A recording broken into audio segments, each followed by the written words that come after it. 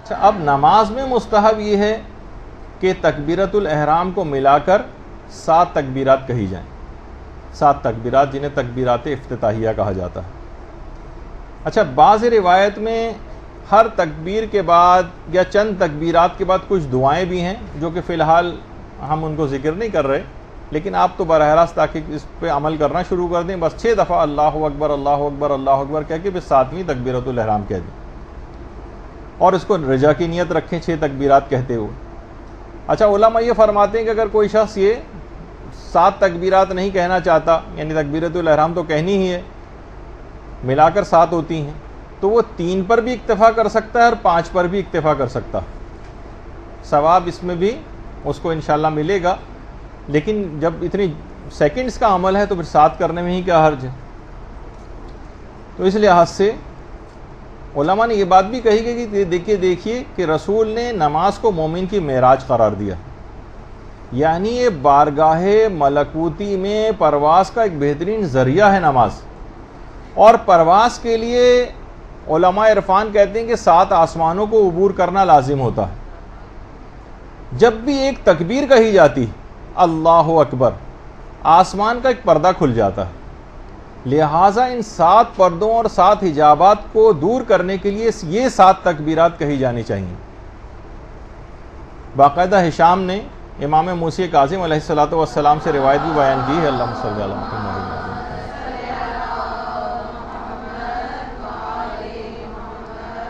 اور اس روایت میں اس کی وجہ بھی بیان کی ہے، جو کہ کتاب من لا یعذرہ الفقی میں شیخ صدوق نے نقل کی ہے، کہ جب پیغمبر اسلام نے آسمانوں کی سیر کی تھی تو پیغمبر اسلام 7 جو ہے وہ پردوں کو کراس کرتے ہوئے پہنچے تھے، اور ہر حجاب اور پردے کے نزدیک آ کر ایک تکبیر پڑھتے تھے، اللہ اکبر یہ کہتے تھے، اور ان تکبیرات کے وسیلے سے پروردگار عالم نے پیغمبر اکرم کو اتنی کرامت اور بلندی تک پہنچا دیا کہ بالکل انتہا سے زیادہ اپنے قریب کر لیا۔ تو اگر مومن بھی ایسا کوئی کام کرے اور یہ 6 تکبیرات یا 7 تکبیرات کہے، تو اس طرح سے اس کی وہ نماز وہ تمام حجابات کو چاک کرتی ہوئی معراج پر پہنچ جائے گی۔ اور حضرت امیر المومنین علی ابن ابی طالب علیہ السلام نے اللہم صلی علی محمد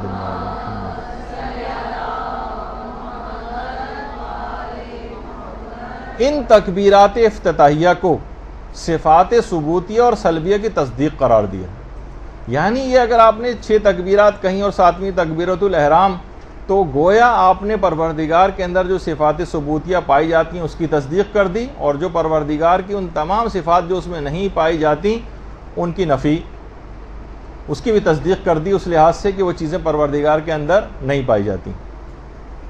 تو یہ خود کتنا بڑا ثواب اور فائدہ دلوانے والی چیز ہے کہ ان تکبیرات کے ذریعے آپ کی نماز اتنی بلندی پر بھی جا رہی ہے اور آپ صفات ثبوتیہ اور سلبیہ کی تصدیق بھی کر رہی ہیں۔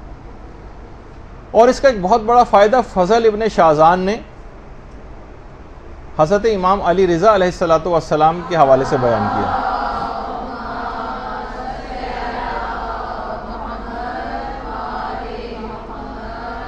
ہمارے 8ویں امام کے صحابی فضل ابن شازان، ان کا نیشا پور میں مزار بھی ہے، کہ امام فرماتے ہیں کہ اگر نمازی نماز کے دوران جو یہ مستحب تکبیرات کہی جاتی ہیں، جیسے آپ رکوع میں جانے سے پہلے اللہ اکبر کہتی ہیں، پھر رکوع سے اٹھنے کے بعد، پھر سجدے میں جاتے، سجدے سے اٹھ کر پھر دوبارہ سجدے میں جاتے وقت جتنی بھی مستحب تکبیرات یہ آپ کہہ رہی ہیں، امام فرماتے ہیں کہ اگر کوئی شخص دوران نماز کچھ مستحب تکبیرات کو بھول جائے تو شروع میں کہی گئی یہ تکبیرات جو ہیں اس بھولی ہوئی تکبیرات کی کمی کو پورا کر دیتی۔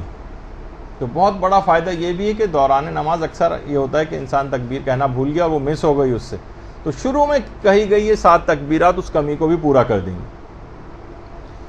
اور اس کی ایک اور وجہ جو تہذیب الاحکام جو کتاب ہے شیخ طوسی کی، اس میں بھی وجہ بتائی گئی ہے، اور من لا یحضرہ الفقی میں بھی اس کی وجہ شیخ صدوق نے بتائی ہے، اور ہمارے 6ٹھے امام امام جعفر صادق علیہ السلام کی روایت۔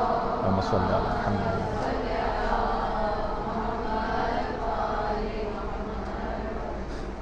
چھٹے امام فرماتے ہیں کہ ایک دفعہ پیغمبر اسلام نماز کے لیے کھڑے ہوئے. امام حسین علیہ السلام اس وقت بہت چھوٹے تھے, بہت چھوٹے. وہ بھی پیغمبر کے ساتھ نماز کے لیے آ کر کھڑے ہو گئے. پیغمبر اسلام نے تکبیر کہی, اللہ اکبر. امام حسین نے تکبیر نہ کہی یا تکبیر کو صحیح طور پر ادا نہ کر سکے کیونکہ وہ عمر میں بہت چھوٹے تھے, صحیح طور پر ادا نہیں کہی. پیغمبر اسلام نے پھر تکبیر کہی. روایت میں ہے کہ امام حسین اس تکبیر کو بھی صحیح طور پر نہ کہہ سکے. ایک بچہ بہت چھوٹا ہوتا ہے, صحیح طور پر بول نہیں پاتا. رسول تکبیرات کہتے گئے اور منتظر تھے کہ امام حسین علیہ السلام کب صحیح طور پر تکبیر کہیں گے.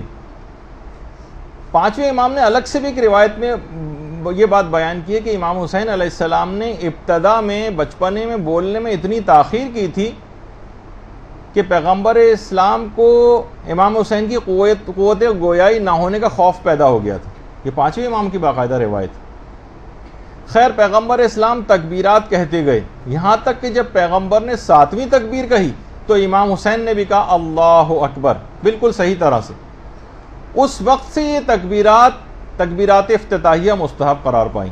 درود بھیجیے محمد علیہ وسلم.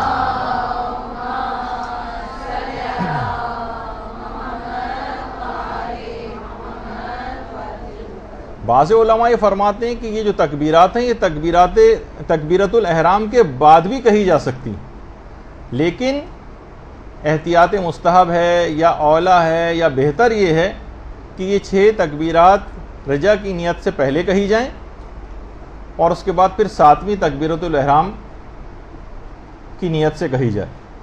اچھا, اس سلسلے میں علماء کیا ارشاد فرماتے ہیں, اس کی باقاعدہ وجہ جو ابھی آپ نے اس لحاظ سے سنی ہے یہ آیت اللہ وحید خراسانی نے بھی اپنے ایک درس کے اندر بیان کی ہے. روایات تکبیرۃ الافتتاح رو بخوانید. چرا 7 تکبیر؟ سر 7 تکبیر چیه؟ 7 تکبیر چون حجب 7 حجابه. 7 تکبیر معین شده. چه شد که معین شده؟ ریشش این بود که ایستاد به نماز پسر خردسالی که روز عاشورا سکش به نام او خورده آمد کنارش ایستاد. پیغمبر فرمود الله اکبر, این پسر هم گفت الله اکبر. درست نگفت, هنوز طفل به زبان نیامده بود. به تکبیر 7م تکبیر رو درست گفت. جبرئیل نازل شد گفت تکبیرات سبعه باید باشه تا حجب به این تکبیرات خرق بشه. از اونجا این اثر روی خاک قبر حسین ابن علی آمد. این امام حسینه. این چنین او را بشناسیم, این چنین به مردم معرفیش کنید. شاید نظر لطف فرزند